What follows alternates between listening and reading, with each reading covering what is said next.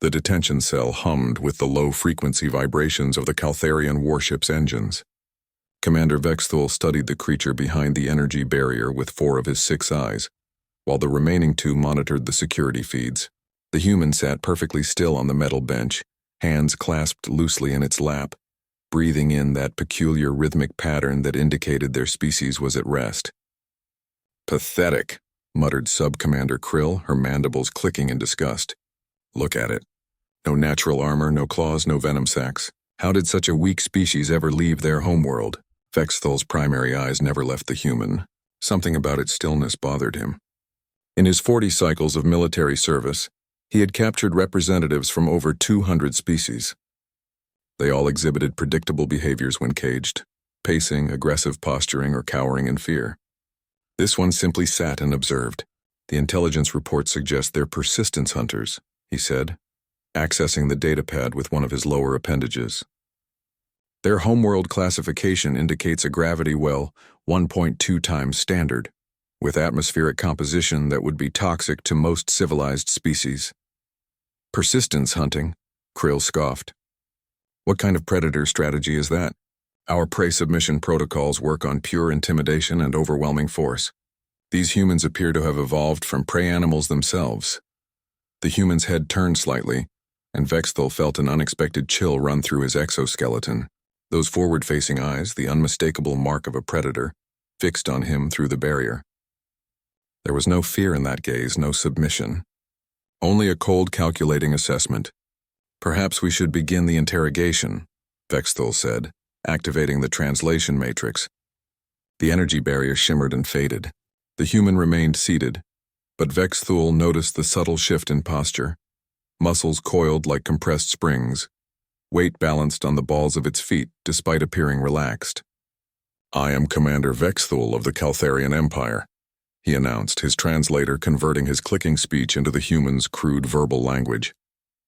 "You will provide us with the location of your species' military installations and shipping routes."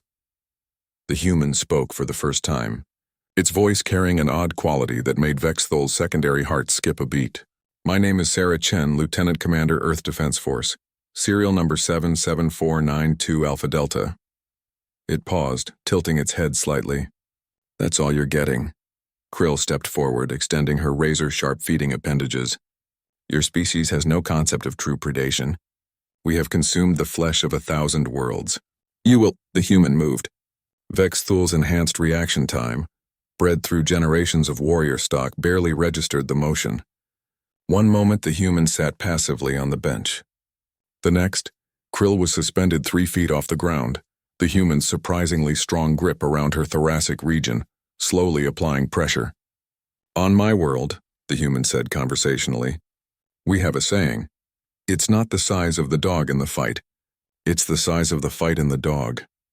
Krill's exoskeleton began to crack under the steadily increasing pressure.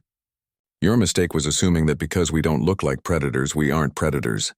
Release her," Vexthul commanded, reaching for his plasma weapon. The human's eyes, those terrifying, forward-facing hunter's eyes, locked onto his. "You have approximately 47 seconds before I crush her respiratory system beyond repair." "Your choice." Vexthul hesitated. His weapon could drop the human instantly, but at this range, the energy discharge would also kill Krill. He began calculating firing angles, but the human seemed to anticipate his thoughts, shifting position to maintain Krill as a shield. 38 seconds, the human said calmly. "On Earth, we have creatures called persistence predators. Do you know what that means? It means we don't need to be the fastest or the strongest. We just need to be relentless, unstoppable. We chase our prey across continents, across seasons, across years if necessary. We never give up." Krill's struggling grew weaker. Her mandibles clicked frantically in the Caltharian distress pattern. "What do you want?" Vexthul demanded. "Access to your communications array. I need to send a message to my people." "Impossible. You're one creature against a crew of 800.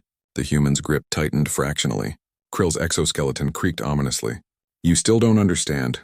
I'm not trapped in here with you. You're trapped in here with me." Vexthul's combat algorithms ran through dozens of scenarios. Every simulation ended with Krill's death and significant casualties among his crew. This single human had somehow seized tactical control of the entire situation, without firing a shot or using any technology. 22 seconds, the human announced. On my world, humans aren't the apex predator because we're the biggest or the most dangerous. We're apex predators because we're the most adaptable. We survived ice ages, plagues, wars, and disasters that wiped out species far more physically impressive than us. We survived because we're the kind of predators that learn from every encounter, that turn every disadvantage into a weapon. You're bluffing, Vexthul said, but his voice lacked conviction. Your species has ethics, morality. You wouldn't kill in cold blood. The human smile was perhaps the most terrifying thing Vexthul had ever witnessed. Commander, morality is a luxury we afford our friends. To our enemies, we become something else entirely, something your species has never encountered before. A predator that hunts with its mind first and its body second. Krill's eyes began to dim. Vexthul made his decision. The communications array is on Deck 7, Section 12, he said, deactivating his weapon. I'll escort you personally. The human released Krill, who collapsed gasping to the deck. Thank you for your cooperation. Oh, and Commander? That message I need to send? It's not a distress call. It's coordinates. My people have been tracking your ship since you took me. They're not coming to rescue me. Vexthul felt his primary heart stop. They're coming to study how one human took control of an entire Caltharian warship. Because that's what we do. We learn, we adapt, and we become better predators. As Vexthul led the human through corridors filled with his suddenly terrified crew, he finally understood the true horror they had unleashed. They hadn't captured a fragile creature from a primitive world. They had awakened something that had clawed its way to the top of the food chain on one of the most dangerous planets in the galaxy, and now it was loose on their ship.